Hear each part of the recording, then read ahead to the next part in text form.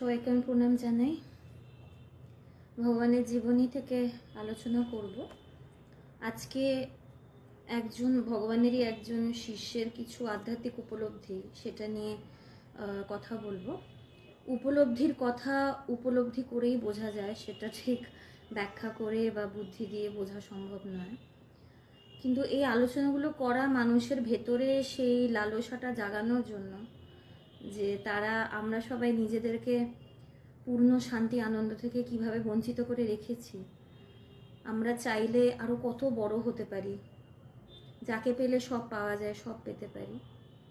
এই জন্যই আজকের এই আলোচনাটা।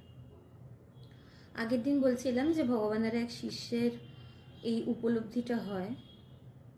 তিনি ভগবানকে সাদা কাগজ পাঠিয়েছিলেন, সেখানে কিছু লেখা ছিল না। তো তারই মুখে তিনি ভগবানকে পরে এসে যে কথাগুলো জানিয়েছিলেন, তার উপলব্ধির কথা, সেটা নিয়েই বলছি। তিনি দারুণ কথা বললেন, আর কোনো সংশয় নেই। মুখটা এতদিন অন্যদিকে ঘোরানো ছিল, এবার সত্যিই সূর্যের দিকে মুখটা ঘুরল। বলছে আর কোনো সংশয় নেই। এই জন্যই বলে যাকে জানলে সব জানা যায়। তখন আর কোনো প্রশ্ন, কোনো দ্বিধা, দ্বন্দ্ব, সংশয় কিছুই থাকে না, যেটা আমাদের শুরুর দিকে থাকে। যে এই যে আধ্যাত্মিক কথায় বলছে যে তুমি সেই ব্রহ্ম বা আত্মা, পুরোটাই সংশয়ের মধ্যেই থাকে। ভীষণ ডাউট হয়, কথাগুলো বিশ্বাস হয় না যে সত্যিই কি এটা, নাকি আমাদেরকে প্রতারণা করা হচ্ছে।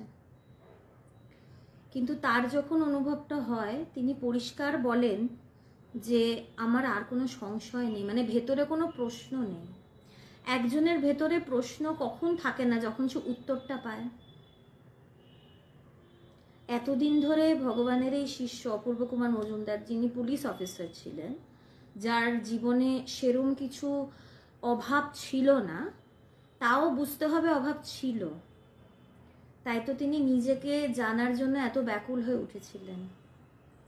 তার ভেতরে একটা প্রশ্ন ছিল যে আমি আসলে কে, আমার আসল স্বরূপ কি। তার এইটা নিয়ে একটা দ্বন্দ্ব ছিল, একটা দ্বিধা ছিল, সংশয় ছিল।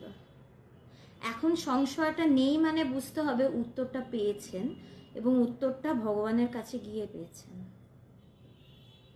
উত্তরের কথা অনেকেই বলে, কিন্তু উত্তরটাকে খুঁজে পাইয়ে দেওয়া, এটা কিন্তু সবার কাছে হয় না। এটা স্পেশাল, ভগবান এই জন্য ভীষণ স্পেশাল। মুখটা এতদিন অন্যদিকে ঘোরানো ছিল, এবার সত্যিই সূর্যের দিকে মুখটা ঘুরল। আমাদের মাথার পেছনেই সূর্যটা থাকে বেশিরভাগ সময়। সূর্য নিয়ে, সূর্যের আলো নিয়ে আমাদের কৌতূহল হয় না, সেটা নিয়ে আমাদের কিছু জানবার ইচ্ছে হয় না। সূর্যের যে আলো দিয়ে সবকিছু প্রকাশিত হচ্ছে, সেই বস্তুগুলোর প্রতি আমাদের চিন্তা ভাবনা বেশি থাকে। সূর্য যখন ওঠে, পুরো বিশ্ব একসাথে তো আলোকিত হয় না, অর্ধেকটা আলোকিত হয়। যা যা আলোকিত হচ্ছে আমরা সেগুলো দেখে মুগ্ধ হয়ে যাই। আলোটা যে দিচ্ছে তার দিকে আমাদের তাকানো হয় না। অপূর্ব কুমার মজুমদার, ওনার ভেতরে এই চাহিদাটা এসছিল যে আমাকে আলোটা দেখাচ্ছে, আমি তাকে দেখব, তাকে জানবো, তাকে বুঝবো। আর এখন এই যে কথাটা তিনি বললেন যে এবার সত্যিই সূর্যের দিকে মুখটা ঘুরল। এতদিন বিমুখ হয়ে তিনি ছিলেন, বা আমরা সবাই বিমুখ হয়ে রয়েছি। এখানে সূর্য বলতে আকাশের সূর্যের কথা বলা হচ্ছে না, অবশ্যই সেই সত্য সূর্য, সেই ব্রহ্ম বা আত্মার কথাই বলা হচ্ছে। যে তার দিকে ঘুরে দেখেছি। এবার তিনি চিনেছেন যে কে তাকে আলোটা দেখাচ্ছে, কার আলোতে সবকিছু আলোকিত, কে আসল প্রকাশক, তাকে এবার তিনি জেনেছেন। এখন সব পরিষ্কার পরিষ্কার করে কথাটা জানাচ্ছেন, এখন সব পরিষ্কার। এর আগে যে একটা ধোঁয়াশা ব্যাপার ছিল, ওই যে সংশয় ছিল, ডাউট ছিল, ঠিক ধরতে পারছিলেন না ব্যাপারটা কি, এখন বলছেন সব পরিষ্কার, ক্রিস্টাল ক্লিয়ার। স্বামীজি ঠাকুরের কাছে আসার আগে কিন্তু তিনি ব্রাহ্ম সমাজে গেছিলেন, অনেক জায়গায় ঘুরেছিলেন। সেখানে কিন্তু তাকে এই উত্তরটা কেউ দিতে পারেনি যে সূর্যটা কোথায় বা সূর্যটা কিরকম। সূর্যর কথা সেখানে বলা হয়, কিন্তু দেখানোর মতন তিনি কাউকে পাননি। ঠাকুর তাকে দেখিয়েছিলেন। তারপরে স্বামীজির সব পরিষ্কার হয়েছিল। তারপরে বেরিয়েছিল নাহি সূর্য নাহি জ্যোতি নাহি শশাঙ্ক, তার আগে বেরোয়নি। দেবেন্দ্রনাথ ঠাকুর বলেছিলেন যে আমি দেখাতে পারবো না, কারণ আমি নিজেই তো দেখিনি। তিনি অনেস্টলি সত্যটা স্বীকার করেছিলেন। ঠাকুর বলেছিলেন দেখেছি, পরিষ্কার দেখেছি। তার মানে কি দেখা যায় তো? স্বামীজিও তো প্রথমে ঠাকুরের কোনো কথা বিশ্বাস করতেন না বেশি, বলতে আপনার কি সব ঢঙের কথা, এসব বলেও দিতেন। কিন্তু পরে বাধ্য হয়েছিলেন, পরে বুঝতে অনুভব করতে বাধ্য করেছিল ঠাকুর, বুঝিয়েই ছেড়েছিল। তারপরে তার কাছে সব পরিষ্কার। সবচেয়ে বড় কথা, কাল কি হবে এই চিন্তা আর রইল না।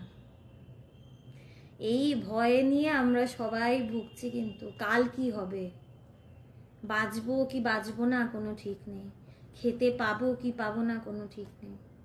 খুব অনিশ্চিত আমাদের কাল, খুব অনিশ্চিত। কালকে কি হবে, হোয়াট উইল হ্যাপেন টুমরো, এই চিন্তাটা আমাদের ভীষণভাবে থাকে। আমরা অতীত এবং ভবিষ্যৎ নিয়ে বেশি থাকি, বর্তমানের কথা তো অত ভাবি না। উনি পরিষ্কার বললেন যে এতদিন ওনার চিন্তাটা ছিল কাল কি হবে। কালের কথা চিন্তা করেই তো আমরা এত ছুটি, এত সবকিছু সঞ্চয় করে করে রাখি, কাল যাতে ভালো থাকতে পারি। তো তিনি পরিষ্কার বললেন এই চিন্তাটা আমার আর নেই। কাল কি হবে, কেন তার এই চিন্তাটা সরে গেল? কারণ তিনি তো কালের পারেই চলে গেলেন। তার কাছে অতীত বর্তমান ভবিষ্যৎ কিচ্ছু নেই, করারও নেই, তার নিজেরও কিছু করার নেই। আজকাল পরশু এই প্রসঙ্গই নেই। কি হবে সেটা তো আরো পরের কথা, কাল থাকবে তারপর তো কি হবে প্রশ্ন আসবে। পরে একটু কিছু নেটওয়ার্ক প্রবলেম হচ্ছিল, কন্টিনিউ করছি। উপনিষদ উপনিষদ উপনিষদের ঋষিরা জ্ঞান লাভের লক্ষণ বলেছেন, বিদ্যতে হৃদয় গ্রন্থি ছিদ্যন্তে সর্ব সংশয়া, অর্থাৎ হৃদয়ের সাথে অজ্ঞানের গ্রন্থি ভেদ হয় ও সকল প্রকার দ্বিধা দ্বন্দ্ব সংশয় ছিন্ন হয় ব্রহ্ম জ্ঞানের প্রকাশে। আমাদের এই যে কাল কি হবে, আমার কি হবে, ওর কি হবে, এই চিন্তাটা সবসময় থাকে। এটাই আমাদের কাছে বিরাট বড় একটা সংশয়, একটা ভয়ের কারণ। এটা নিয়ে খুব মানে দ্বিধা থাকে, দ্বন্দ্ব থাকে, ভবিষ্যতে কি হবে, ঠিক করে সব চলবে কিনা। তো উপনিষদের ঋষিরা তারা রাস্তাটা যেরকম বলেছেন, গন্তব্যটাও বলেছেন, কিভাবে রাস্তা দিয়ে গিয়ে গন্তব্যটায় পৌঁছাবো সেটাও বলেছেন, এবং গন্তব্যটায় যে পৌঁছেছি সেটারও তো একটা প্রমাণ চাই আমাদের, যে হ্যাঁ এইটাই সেই জায়গা। আগে আমি দিল্লি যাইনি, দিল্লিতে ট্রেন ঢুকবে, একটা বোর্ড থাকবে ওয়েলকাম টু দিল্লি, বা দিল্লি কিছু একটা স্টেশনের নামটা থাকবে, ওই সাইনটা দেখে বুঝবো যে হ্যাঁ দিল্লিতেই ট্রেনটা ঢুকেছে।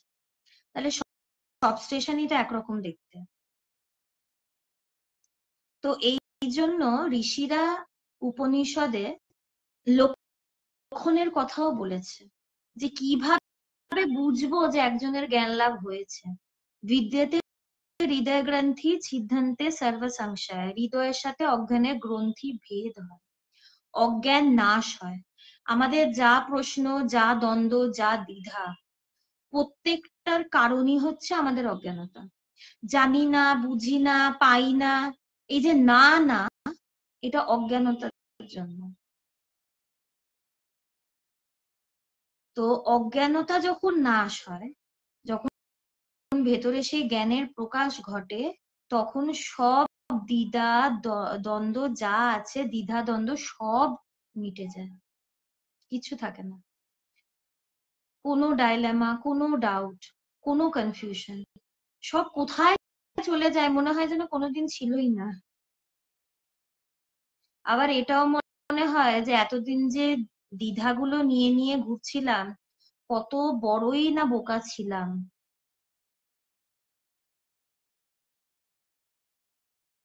ভেতরে তখন আর এগুলো থাকে না। অপূর্ব মজুমদারের কথায় যে তার আর কোনো সংশয় নেই, ভক্তদের কাছেও পরিষ্কার হয়ে গেল। তিনি পরিষ্কার বললেন, আমার আর কোনো সংশয় নেই, কোনো দ্বিধা নেই। তিনি যেই উত্তরটা খুঁজছিলেন, সে উত্তরটা তিনি পেয়ে গেছেন। এটা ভেতর থেকেই বলে যে হ্যাঁ পেয়েছি, কিছু একটা পেয়েছি। আর তারপরে গুরু তো ধরিয়ে দেয়নি। অনেকে জিজ্ঞেস করে যে আমি কি করে বুঝবো আমার জ্ঞান লাভ হয়েছে। যার হবে সে ঠিকই বুঝবে, তাকে কাউকে বলে দিতে হবে না বা ধরিয়ে দিতে হবে। একটা কোথাও যখন বিস্ফোরণ ঘটে, একটা হয়তো কোনো কোথাও ব্লাস্ট হলো, হয়তো ব্লাস্টের সময়টা আমি বুঝলাম না বা সেখানে আমি দাঁড়িয়ে দেখলাম না, পরে যখন যাব আমি তো দেখবো সব লন্ডভন্ড হয়ে রয়েছে, তখনই তো দেখে বুঝবো এখানে কিছুটা হয়েছে। ওই লন্ডভন্ড অবস্থা দেখে বোঝা যায়। সেরকম ভেতরটা যখন একদম টালমাটাল করে, তখন বোঝা যায় কিছু একটা হয়েছে। টালমাটাল মানে অবশ্যই আমি এটা কোনো নেগেটিভ দিক থেকে বলছি না, মানে ভীষণ positive, more than positive, beyond positive. জ্ঞানের নতুন আলোতে ভাস্কর হয়ে উঠেছে শ্রী মজুমদারের হৃদয়।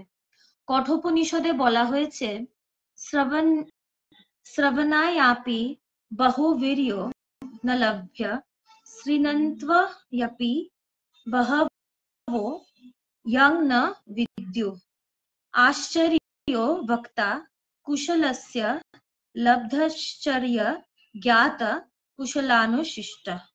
এখন উচ্চারণটা একটু ভুল হতে পারে, আমি সংস্কৃতের পণ্ডিত নই, মানেটা আসল। অর্থাৎ আত্মা সম্বন্ধে অনেকে শ্রবণ করতে পারে না, শ্রবণ করেও অনেকে তৎসম্বন্ধে ধারণা করতে পারে না, তাই সে ব্রহ্মের উপদেশটা অতি বিরল এবং অনুভবকারীও সুনিপুণ।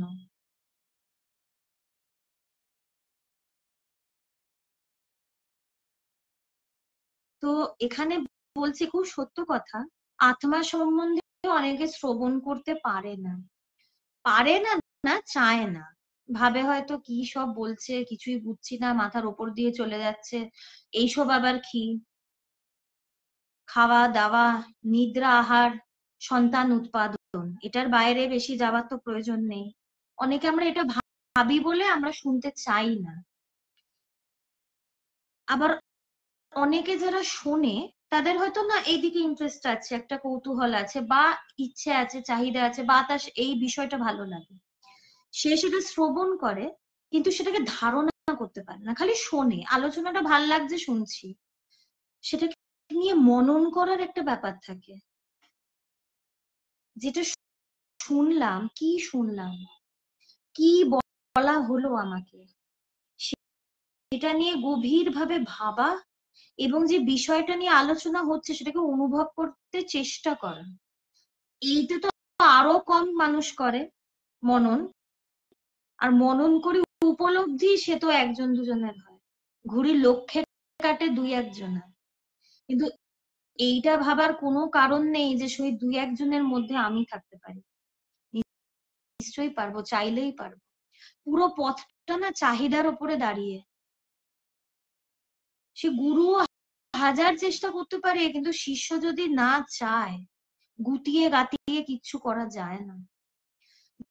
যারা শুনতেই চায় না, সেটাও চাহিদার ওপর, যে তারা শুনতে চাইলে শুনবে, শোনার পরে সে যদি চায় সে মনন করবে, মনন করতে গিয়ে সে যদি চায় আমি গভীরে প্রবেশ করে সত্যকে জানবো, তাহলে সে জানবে, তাকে কেউ আটকাতে পারবে না। আমি কি চাই, নিজেকে জানতে চাই না চাই না, সমাধান চাই না চাই না। ভগবানের এই শিষ্যটি যে কথাগুলো বলল, এই কথাগুলো শুনে কি পরিষ্কার হলো না যেটা কত বড় একটা পাওনা? কিছুই কিছুই কি কনভে হলো না যে সে কি পেয়েছে? সে বলছে কোনো চিন্তাই আমার আর রইলো না। এতটা সে নিশ্চিন্ত হতে পারছে যে কথাটা সে বলছে, যে আমার আর কোনো চিন্তা নেই, সব পরিষ্কার, কোনো দ্বিধা দ্বন্দ্ব কিচ্ছু নেই। তো আমাদেরও যদি এইটা হয়, খারাপ হয় কি? খুব কি খারাপ হয় ব্যাপারটা? তাই চাইতে হবে, করি মোল্লা, করতে হবে। শুনে লাইভ বন্ধ করে সব ভুলে গেলাম, তাহলে আমার কথা বলাটা বৃথা, 1 ঘন্টা ধরে শোনাটা আপনাদেরই টাইম ওয়েস্ট। এর চেয়ে না শোনা ভালো।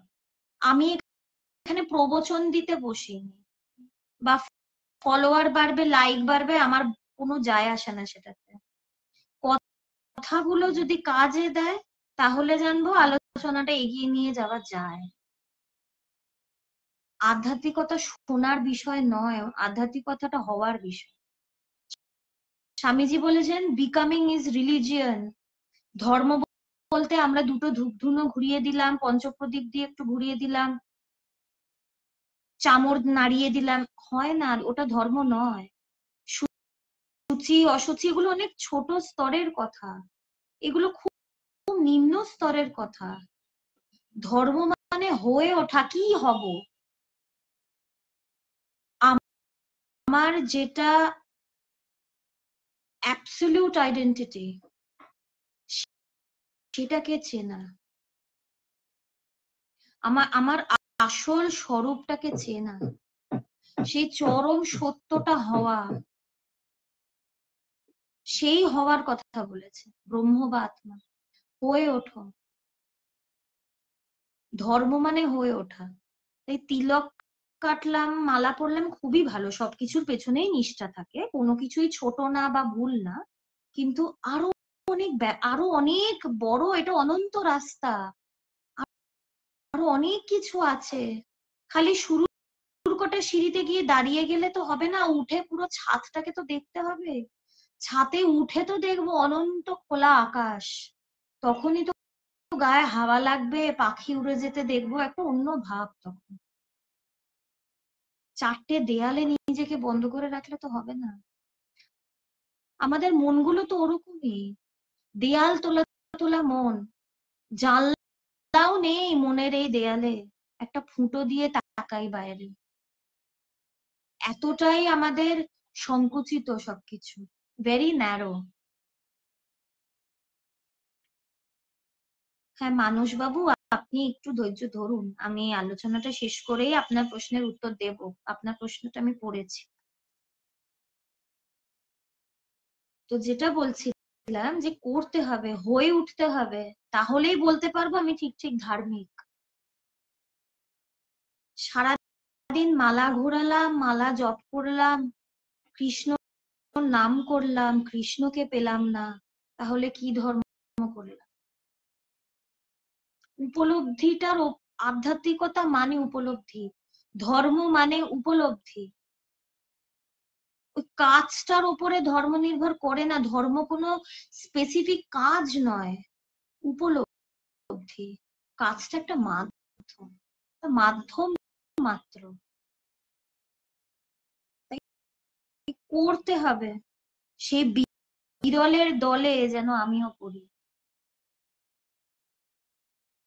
নিপুণ আচার্যের দ্বারা উপদিষ্ট হয়ে বিরল কেউ কেউ ব্রহ্মকে জ্ঞাত হন। সেই গুরুর কাছে গিয়ে বিরল কেউ কেউ ব্রহ্মকে জানতে। তো আমার সেই বিরলের মধ্যে না থাকার কোনো ব্যাপারই না। আমরা এগুলো বলে থাকি, আমরা সাধারণ মানুষ, আমরা কি এগুলো পারবো, আমাদের দ্বারা কি এগুলো হবে? এগুলো যদি না হতো তাহলে ঋষি মুনিরা তো উপনিষদে এত কথা বলে যেত না। এত শাস্ত্র, এত ব্যাখ্যা, সেগুলো তো করে যেত না। তারা তো এই কথাটাই বললেন, শোনো হে বিশ্ববাসী, তোমরাই অমৃতের পুত্র। বিশ্ববাসী বলেছে, অসাধারণ মানুষ, বড় লোকেরা, ব্রাহ্মণেরা বলেনি, বিশ্ববাসী বলেছে। বিশ্ববাসীর মধ্যে তো আমরা সবাই পড়ি। তাই পারবো না কেন, হবে না কেন, কোনো কারণ নেই, কিন্তু না হওয়ার কোনো কারণ নেই। হচ্ছে না, পারবো না, এগুলো মনের সব এক্সকিউজ, অজুহাত। যেই হাতটা, আমি তো মনে করি কানুনের হাত লম্বা না, অজুহাতের যে হাত সেটা বড় লম্বা, সেটা সবচেয়ে লম্বা। আমাদের মন আমাদের এখান থেকে সরিয়ে সরিয়ে রাখে। মন শালাই চোর, সে তো চুরি করতে চায়, সে কি পুলিশের হাতে ধরা পড়তে চায়? চায় না। মন খালি পালিয়ে যেতে চায়, মন মরতে চায় না, মনটাকেই মারতে হবে। তাই সেখানে একটা দারোয়ান দাঁড় করিয়ে রাখতে হবে।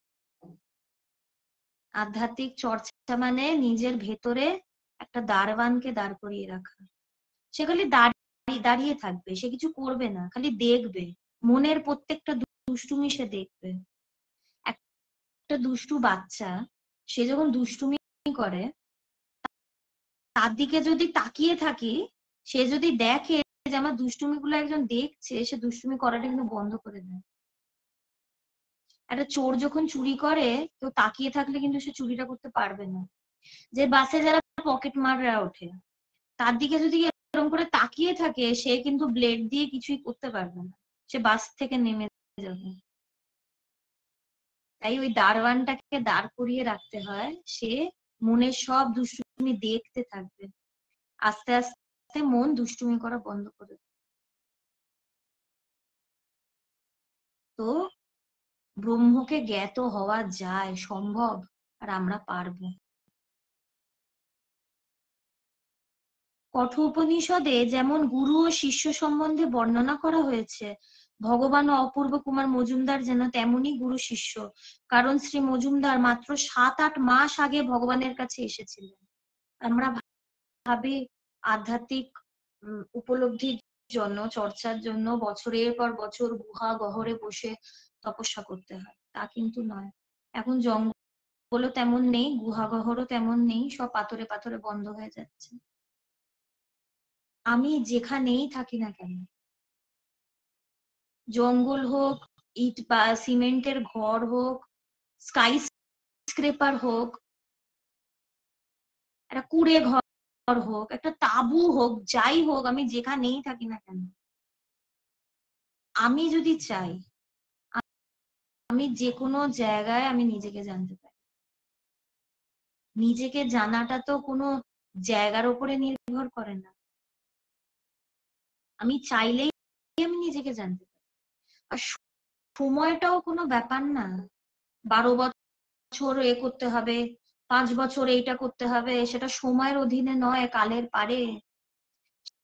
সেরম গুরু যদি থাকে আর শিষ্যের যদি সেরম চার থাকে, তাহলে সে 7-8 মাস, 1 মাস, 3 দিন কোনো ব্যাপার না, সময়টা কোনো ফ্যাক্টর না। অপূর্ব কুমার মজুমদার মাত্র 7-8 মাস ভগবানের সঙ্গ করে তার উপলব্ধি হয়েছে। এটার মানে কি, দুটো দিক আছে। একটা তো তিনি কিভাবে ব্যাকুল হয়েছিলেন সত্যটাকে জানার জন্য, যাতে তিনি পেয়েছেন। আর আরেকটা হচ্ছে যার কাছে গিয়ে পেলেন, ভগবানের কাছে গিয়ে পেলেন। তো দুটো দিকই দেখতে হবে। হ্যাঁ, পৌলোমিদি, আপনি একদম ঠিক বলেছেন।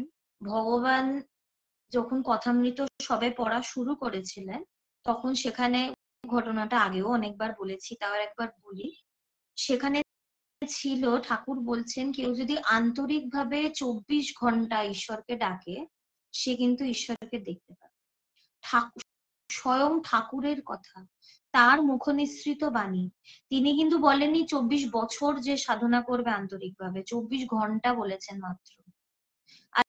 আর এই কথাটা আমরা অনেকেই পড়েছি, কিন্তু ওই বিশ্বাস করিনি, নাহলে চেষ্টা করলে 24 ঘন্টায় দেখে ফেলতাম ঠাকুরকে। বিশ্বাস হয়নি কথাগুলো, ঠাকুরের কথা কেন বিশ্বাস করবো? পাশের বাড়ি কি ইচ্ছা হলো সেই খবর যে আমাকে এনে দেবে, আমরা তাকে বিশ্বাস করি, ঠাকুরকে বিশ্বাস করি। ভগবান কথাটা বিশ্বাস করেছিলেন এবং ঠাকুরের দেখা তিনি পেয়েছিলেন। একদিনেই তো পেলেন। ভগবানের নির্বিকল্প সমাধি 3 দিনের মাথায়। 3 দিন, only 3 days. The time is no factor. That is not the determinant. সময়, কাল, কার্যকারণ, দেশ, এগুলো কিচ্ছু ম্যাটার করে না, আমার চাহিদাটা সবকিছু।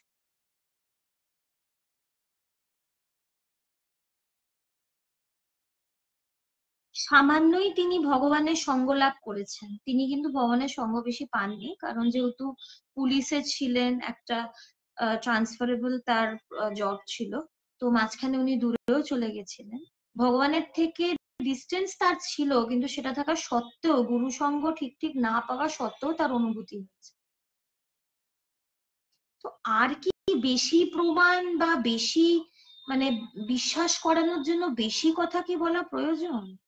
এইটা দেখেও কি সন্দেহ থাকবে, বা এই কথা শুনে, ঘটনাগুলো শুনেও কি সন্দেহ থাকবে? থাকাটা তো উচিত না। বানিয়ে বানিয়ে তো কথাগুলো লেখা হয়নি। এটা যদি বানানো হতো, আমি এখানে বসে কথা বলতাম। আমি ওই একই গুরুর প্রোডাক্ট, কিন্তু ওই একই গুরুর থেকে জন্মেছি। তাই এই কথাগুলো মিথ্যা বলার কিন্তু কারোর জো নেই। এত অবিশ্বাস কেন আমাদের ভেতরে, আমরা বুঝি না। জগতের পেছনে যখন ছুটতে বলা হয়, যখন বলা হয় সংসারে আমরা সব পাবো, তখন অবিশ্বাস করি না কেন? না, সংসারে তো নাও পেতে পারি, সেটাকে তো অন্ধের মতন বিশ্বাস করি। আর এদিকে পাইও না কিচ্ছু, তাও বিশ্বাস করি। তো এটা তো বোকামি, biggest stupidity that can ever exist. আমি পার্সোনালি কাউকে স্টুপিড বলছি না, এ শাস্ত্রেই এগুলো রয়েছে, যে এর থেকে বড় বোকামি কিছু নেই। সংসারে সব পাবি বলে আমাকে ধাক্কা মেরে ফেলে দিল, কিচ্ছু পেলাম না, তো অন্ধের মতন বিশ্বাস করে যাচ্ছি। এই গল্পটা আছে না, স্বামীজিরই বলা, স্বামীজির বলা, হ্যাঁ স্বামীজিরই খুব সম্ভবত বলা, যে ওই একটা কুকুর একটা শুকনো হাড় চেবোচ্ছে, হাড় চিবিয়ে তাড়ি মারি কেটে সেখান থেকে রক্ত বেরোচ্ছে, আর সে ভাবছে রক্তটা সে হাড়টা থেকে পাচ্ছে, সে নিজে ক্ষত বিক্ষত হচ্ছে, সে বুঝছেই না। একটু যদি বিশ্বাস করার সাহস আনতে পারি না, আমাদের এত দুঃখ কষ্টে ভুগতে হয় না। আমার একটা উপকার হয়েছিল কি, আমি খুব ছোট বয়সে ভগবানকে পেয়েছি তো তার কৃপায়। আর আমাদের বয়স যত ছোট থাকে না, সরল বিশ্বাসটা তত বেশি থাকে। যত বড় হই, তত মন যেন একটা সংকুচিত, ছোট হতে থাকে। একে বিশ্বাস করবো না, তাকে বিশ্বাস করবো না, এখানে সন্দেহ, ওখানে সন্দেহ, জটিল। তাই ছোটবেলায় ভগবানকে পেয়েছিলাম বলে প্রশ্ন আসেনি কোনোদিন, ইনি কি ঠকাচ্ছেন কিনা, ইনি ঠিক কিনা, ইনি এই কিনা সেই কিনা। আর এত বছর তো হয়ে গেল, ঠকালে তো যেতাম না তার কাছে, ঠকালে তো তার কাছে থাকতাম না। আমি তো এই যুগের মেয়ে, মডার্ন মেয়ে, পড়াশুনোও হয়েছে ঈশ্বরের কৃপায়। ভগবান যদি ঠকাতেন, যদি প্রতারণা করতেন, আমি থাকতাম না তার কাছে।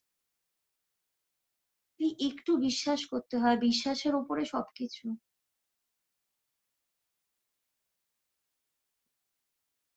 তার তীব্র জ্ঞান পিপাসায় তিনি এই ন্যূন সময়টুকুর মধ্যেই পরম সত্যকে জেনে কৃতকৃত্য হলেন। জ্ঞান পিপাসা, এই জ্ঞান পিপাসাটাই শুরু, এই জ্ঞান পিপাসাতেই সব শেষ। বিষয় পিপাসাটা থেকে বেরিয়ে এই জ্ঞানের জন্য লালায়িত হতে হয়। ঠাকুর মা মা করছেন, মা দেখা দে দেখা দে, মাকে দেখার জন্য তিনি লালায়িত। ছুরি গলায় ধরছেন, তারপরে মা ছুটে ছুটে আসছে। এইটাই ব্যাকুলতা। এই ব্যাকুলতা যদি না থাকে, কোনো আশা নেই। আর ব্যাকুলতা হবে না কেন? পরিষ্কার বলে দিচ্ছে ভালো থাকার অন্য কোনো রাস্তা নেই। আমরা তো সংসারে থেকে তো দেখছি ভালো তো থাকতে পারছি না, কেন একটা মিথ্যা আশা রাখবো সংসারের প্রতি? ওয়াই কিপ ফলস হোপ, যখন এত বছর ধরে ভুগে ভুগে ধুকে ধুকে এগোচ্ছি? একটু একটু অল্টারনেটিভ যখন পাচ্ছি, আমাদের সামনে যখন আরেকটা রাস্তা দেখানো হচ্ছে, একটু হেঁটে দেখি না, কি ক্ষতি হবে? নিজে নিজেকে খুঁজবো, জানবো, এটাতে কি ক্ষতি হবে? টাকা নষ্ট হবে না, কিছুই হবে না। 24 ঘন্টার মধ্যে একটু সময় বার করে ঠিকই করা যায়, অনেক সময় আমরা এমনি নষ্ট করি।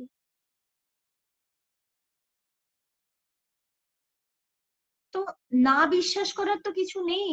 পরিষ্কার বলা হচ্ছে যাকে জানলে সব জানা যায়, যাকে পেলে সব পাওয়া যায়, চারি ফল কুড়ায় পাবি, পরিষ্কার বলে দিচ্ছে। তাও কিসের অবিশ্বাস? স্বামীজি চলে যাবার দুদিন আগে বলছেন এখনো অবিশ্বাস? তাও কি স্বামীজিকে, যিনি এত বড় আধার। এখন অনেকেই বলবে স্বামীজিরই যদি অবিশ্বাস থাকে আমাদের কি আর আসবে না? অবিশ্বাসটা যদি কাটিয়ে উঠলে, নাহলে তার নির্বিকল্প সমাধি হতো, নাহলে তিনি স্বামী বিবেকানন্দ হতেন না, নরেন্দ্রনাথই থেকে যেতেন। ঠাকুর বলছেন এখনো অবিশ্বাস, আমাদের যেন এটা না হয়। এই বিশ্বাস করেছেন অপূর্ব কুমার মজুমদার, ভগবানের কথায় বিশ্বাস করেছিলেন। আর এই বিশ্বাস থেকে কিন্তু তার জ্ঞান পিপাসাটা বেড়েছে, আর সেটা থেকে কিন্তু তার এই আধ্যাত্মিক উপলব্ধি। এই ব্যাকুলতাটা সবকিছু,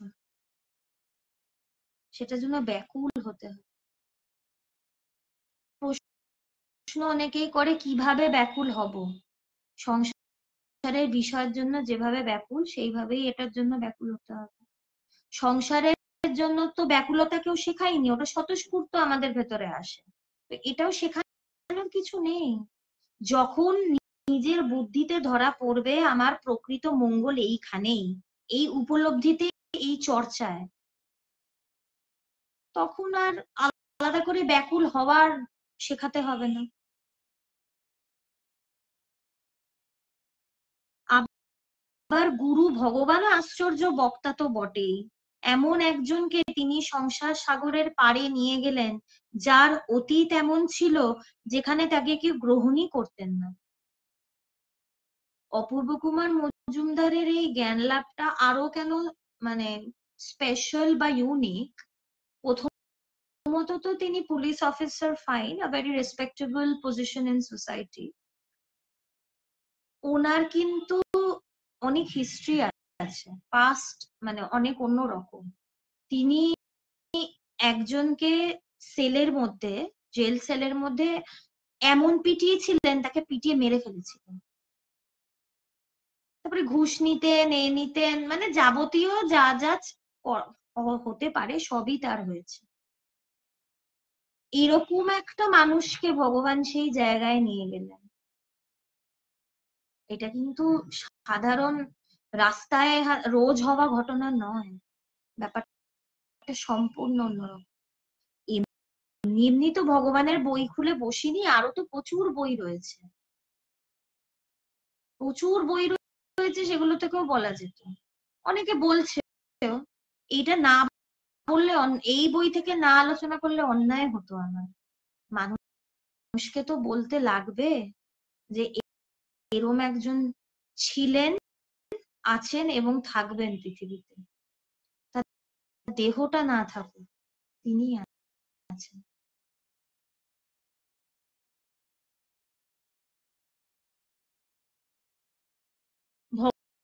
ভগবান তাকে রত্নাকরের বাল্মীকিতে পরিণত হওয়ার কথা বলেছিলেন। তিনি এসে ভগবানকে বলেছিলেন আমি অনেক পাপ করেছি, আমি একজনকে পিটিয়ে মেরে ফেলেছি। তখন ভগবান বলেছিল রত্নাকর তো হাজার হাজার লোককে খুন করেছিল, তুমি তো একজনকে মাত্র পিটিয়েছো, তুমি অনেক ভালো আছো, তোমার কোনো চিন্তা নেই। মানে কতটা আশা। পরের বার যদি মনে হয় যে আমি পারবো না, আমি খুব পাপ করেছি, আমি খুব পাপী, আমি পবিত্র নই, আমার এই নেই সেই নেই, তখন যেন এইটা মনে থাকে, রত্নাকরের কথা আর অপূর্ব কুমার মজুমদারের কথা। এখানে যারা যারা শুনছেন তারা তো কারোর খুন করেননি, আশা করছি করেননি, আর যদি কিছু করেও থাকেন তাতে চিন্তা নেই, রত্নাকর যদি বাল্মীকি হতে পারে আমাদের সবার 100% চান্স রয়েছে অনেক কিছু হওয়ার।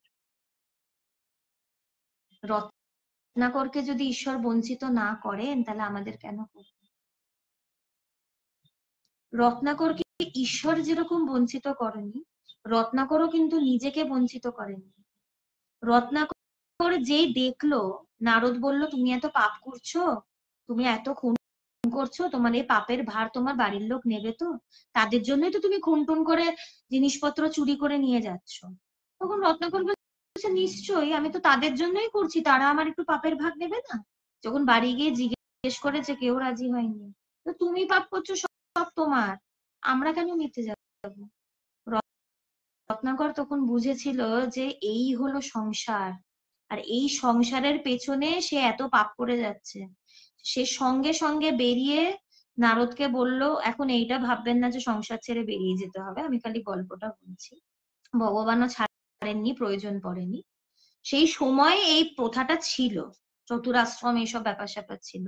সে সঙ্গে সঙ্গে বেরিয়ে নারদকে বলল আমাকে কি করতে হবে বলুন। সে কিন্তু বাড়ির লোকে কনভিন্স করতে বসেননি, কেন তোমরা পাপের ভাগ নাও, তোমাদের জন্য করছি, এইরকম এটাও দেব সেটাও দেব না, নেবে না তাহলে আমিও পাপ করব না, আমার ভাগ যখন তোমরা নেবে না তাহলে আমি করব কেন তোমাদের জন্য। তিনি কিন্তু বুদ্ধিমান হয়ে বেরিয়ে এসছেন, সেখানে আসক্ত হয়ে পড়ে থাকেননি, মোহে পড়ে থাকেননি। তার বাড়ির লোক তার পাশে দাঁড়ায়নি। নারদকে এসে বলেছিলেন কি করতে হবে বলুন, যে তুমি বসে রাম নাম করো। এত পাপ করেছে, এত খুন করেছে, রাম নামও বেরোয়নি, মুখ থেকে মরা মরা বেরিয়েছে। আমাদের নিশ্চয়ই কারোর রাম উচ্চারণ করতে অসুবিধে হয় না, আমরা তো অনেক ভালো জায়গায় রয়েছি, আমাদের জ্ঞান লাভ হবে না তো কাদের হবে? আমাদেরই তো হবে। এত সংশয় থাকার তো কিছু নেই। প্রথমে রাম নাম সে রত্নাকর করতেও পারেনি, মরা মরা বলেছে, কিন্তু মরা মরা বলতে বলতে তার রাম রাম হয়েছে, কারণ সে যে তাকে যে জপ করতে বলা হয়েছিল সে জপটা ছাড়েনি, কারণ তিনি শুধরাতে চেয়েছিলেন, তিনি একটা নতুন জীবন চেয়েছিলেন। তার চাওয়া কিন্তু তাকে বাল্মীকি করেছে, সে ছেড়ে দেয়নি। এটা ভাবিনি মরা মরা বলছি, এইভাবে কি আর হবে, থাক আর বলবো না। সে মরা মরাই বলে গেছে, সেটা আস্তে আস্তে রাম রাম হয়ে গেছে। আর আমরা তো শুরু থেকেই রাম নাম করছি বা বলতে পারছি, অসুবিধে কোথায়? আমাদের অনেক চান্স আছে। শুধু তাই নয়, ভগবান তাকে সত্যি তেমনই সত্যদ্রষ্টা মহাপুরুষে রূপান্তরিত করলেন, এবং সেটাও মাত্র কয়েক মাসে। ভগবান যে শুধু গল্পটা বলে ছেড়ে দিয়েছিলেন তা না, ভগবান গল্পটাকে গল্প হয়ে থাকতে দেননি, তিনি সেটাকে একদম ইমপ্লিমেন্ট করে দেখিয়েছেন। মাত্র কয়েক মাসের মধ্যে তাকে তিনি ব্রহ্মজ্ঞান লাভ করালেন, আর এটা প্রমাণ করলেন যে তিনি তাকে প্রথম যে কথাটা বলেছিলেন রত্নাকরের বাল্মীকি হওয়া, সেই কথাটা মিথ্যা নয়, সেটা সত্য, সেটা গল্প নয়। ইট ইজ নট আ মিয়ার story, it is true, very much true, but depends on weather we will believe it or not. আমি কি বিশ্বাস করব কি করব না? কেন ঠাকুরও তো বলেছিল, ঠাকুর বলেনি? গিরিশ ঘোষ বলেছিল আমি পাপের পাহাড় করে ফেলেছি, আমি ভীষণ নোংরা, একদম এত পাপ এত পাপ। ঠাকুর বলছে তুলোর পাহাড় ফু দিলেই উড়ে যাবে, ফু দিলেই উড়ে যাবে। তো চিন্তা কিসের? এই লাইভে যারা যারা শুনছেন, কারোর যদি এটা মনে হয় থাকে আমি পাপ করেছি বা পাপ করছি, ওই সব তুলোর পাহাড় এক ফুতেই উড়ে যায়। পাহাড় ঠিক আছে, কিন্তু সেটা তুলোর তো কোনো অসুবিধা নেই।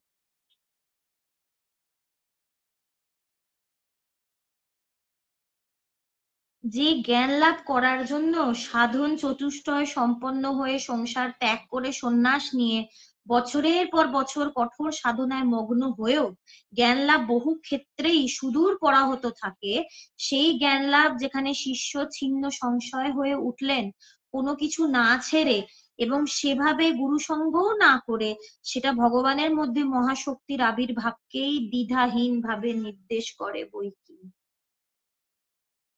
এতদিন ধরে যাদের ভেতরে এই প্রশ্নটা ছিল ভগবানকে তিনি এমন কি করেছেন, আর উত্তর কিন্তু আলাদা করে দেব না। এগুলো শোনার পরে কিন্তু প্রশ্ন থাকারই কথা নয়, আর উত্তর কিন্তু দেবই না। তিনি কি, তিনি কে, পরিষ্কার এভিডেন্ট, এই যা যা ঘটনা সবকিছুর থেকে পরিষ্কার। যে জ্ঞান লাভ করার জন্য আগে সবাই বাড়িঘরদোর ছেড়ে বনে জঙ্গলে গিয়ে সাধন চতুষ্টয় এসব প্র্যাকটিস করে বিভিন্ন ধরনের সাধনা করে বছরের পর বছর, তাও গ্যারেন্টি নেই যে জ্ঞান লাভ হবে। সেই জায়গায় একজন গৃহস্থকে কিচ্ছু না ছাড়িয়ে সে সংসারে থেকে চাকরি বাকরি করে তার থেকে দূরে থেকেও তার জ্ঞান লাভ হচ্ছে। It is not normal. এটা একদম সাধারণ ব্যাপার না। আর এটা দেখে এটাও বোঝা যাচ্ছে যে সেই সত্যটাকে জানার জন্য কোনো বনে জঙ্গলে যেতে হবে না, সংসারও ছাড়তে হবে। এটা একটা পার্সোনাল চয়েস, এটা যে ছাড়তে চায় সে ছাড়বে, যে চায় না তাকে একদমই দরকার নেই।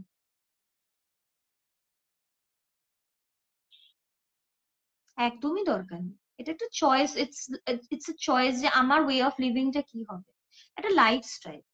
আমার যদি মনে হয় আমি ওই লাইফস্টাইলটা বেছে নেবো, সেটাতেও কোনো আপত্তি নেই। কারোর যদি মনে হয় আমি এই যে লাইফস্টাইলে আছি সেখানে থেকেই আমি করব, সেটাতেও কোনো আপত্তি নেই। সব সব জায়গায় একটা স্বাধীনতা আছে।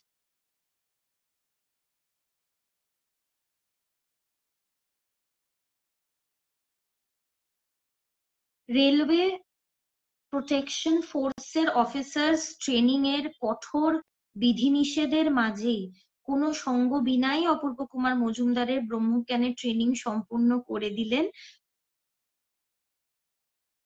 গুরুর জ্ঞান দৃষ্টি। তো তখন তার কিছু একটা ট্রেনিং চলছিল, সেই ট্রেনিং চলছিল কিন্তু আধ্যাত্মিক ট্রেনিং ভগবান তার এত দূরে থেকেও শেষ করে দিয়েছিল। কোন সময়? যখন ফোন, মোবাইল, ভিডিও কল কিচ্ছু ছিল না, চিঠির আদান প্রদান। তো এখানে বুঝতে হবে যে গুরুও ভয়ঙ্কর, আর শিষ্যরও কতটা ভেতরে চাহিদা ছিল যে সে সেই সত্যকে জেনেছে। আর তার কথা শুনে নিশ্চয়ই এটা মনে হচ্ছে না যে সে বানিয়ে বানিয়ে কথাগুলো বলেছে। সে যে খুব শাস্ত্র পড়েছিলেন তাও কিন্তু নয়, যা এসছে সেই জায়গা থেকে এসছে। তাই মেন কথাটা হচ্ছে বিশ্বাস রেখে এই চাহিদাটা এবার একটু ভেতরে রাখতে হবে যে না, এবার সত্যটাকে জানতে হবে।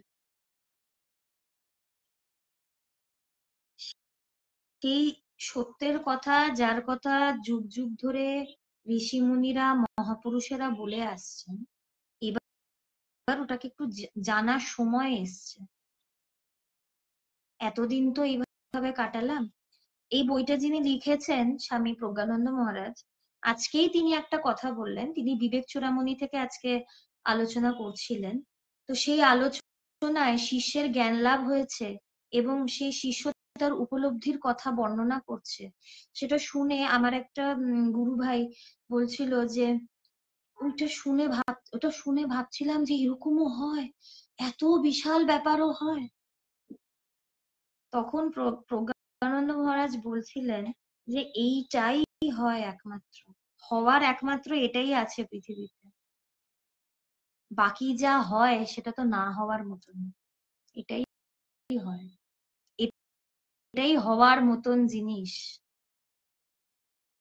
আর উনি একটা অদ্ভুত সুন্দর একটি উপমা দিলেন, একটা উদাহরণ দিলেন, যে বাঘের মুখোশ আমি নিজেই আমার মুখে পরে সেই মুখোশের প্রতিচ্ছবি দেখে আমি ভয় পাচ্ছি, ভাবছি সেখানে বাঘ আছে, সেই মুখোশটা আমার মুখেই পড়া। তো সেই বাঘটাকে মারার জন্য আমরা মারার জন্য বন্দুক দিই সংসারে, কিন্তু গুরুরা সেটা করে না। গুরুরা বলে মুখোশটা খুলে ফেলো, হাতে বন্দুক নিয়ে কি করবে, সেটা তো মুখোশ, তুমি নিজের মুখেই পড়েছো, মুখোশটা খুলে ফেলো। তাই সেই মুখোশ খোলার সময় এসছে, আমরা যত বেশি দেরি না করি। এটাই প্রার্থনা যেন থাকে, আমার ভেতরে যেন ব্যাকুলতা আসে, আমার ভেতরে যেন বিশ্বাস আসে, এবং এটার ভিত্তিতে, এটার উপরে দাঁড়িয়ে আমার মুখোশটাও যেন একদিন খোলে, বিদেশির বেশে যেন না ঘুরতে হয় নিজের দেশে। এই প্রার্থনা জানিয়ে আজকের আলোচনা এখানে শেষ করছি। হ্যাঁ মানস বাবু, আপনি যে উত্তরটা চেয়েছিলেন, আমাদের সেন্টার কোথায়? সাউথ কলকাতায় আমাদের নবীনা সিনেমা দিয়েও আসা যায়, টালিগঞ্জ গার্লস স্কুলের পাশে আমাদের বেদান্ত আশ্রম, 37/6, একটু নোট করে নেবেন, একটু রিমাইন্ড করে শুনে নেবেন, 37/6 prince Bakhtiar Shah road, Kolkata 33। Tollygunge girls স্কুলের কাছে বেদান্ত আশ্রম, গুগল ম্যাপেও রয়েছে, বেদান্ত বলে সার্চ করবেন, সেখানেও পেয়ে যাবেন। আমাদের সাউথ কলকাতায় ওইখানে সেন্টার আছে, এবং আমাদের যিনি প্রজ্ঞানন্দ মহারাজ, যিনি ভগবানের এই জীবনী লিখেছেন, উনিও ওই সেন্টারেই আছেন, ওখানেই থাকেন। তো আমাদের বিকেল বেলা 6:30 থেকে আলোচনা শুরু হয়, এভরিডে, মানডে টু সানডে, কোনোদিন তালা পড়ে না বা কোনো অফ ডে থাকে না। আধ্যাত্মিকতার কোনো অফ নেই, there is no break, এটা 24 ঘন্টার বিষয়। তো রোজই হয় আলোচনা, যখন সময় হবে চলে আসবে। আজকে এখানে আলোচনা শেষ করছি, সবাই খুব ভালো।